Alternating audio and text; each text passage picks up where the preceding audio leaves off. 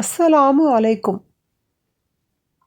நபி ஸல்லல்லாஹு அலைஹி வஸல்லம் அவர்கள் இரவு தொழுகையை துவக்கியதும் முதலில் என்ன கூறுவார்கள்?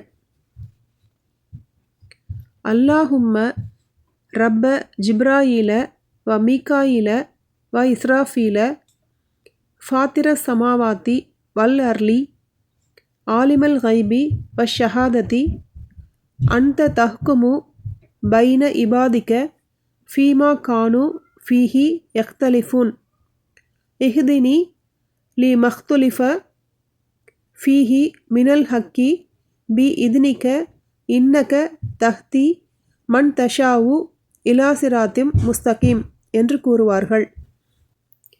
பொருள்: இறைவா, வானவர்களாகிய ஜிப்ராயில், மீகாயில், இஸ்ராஃபில் ஆகியோரின் அதிபதியே, வானங்கள் மற்றும் பூமியை முன்மாதிரியின்றி படைத்தவனே, மறைவானவற்றையும் வெளிப்படையானவற்றையும் அறிந்தவனே,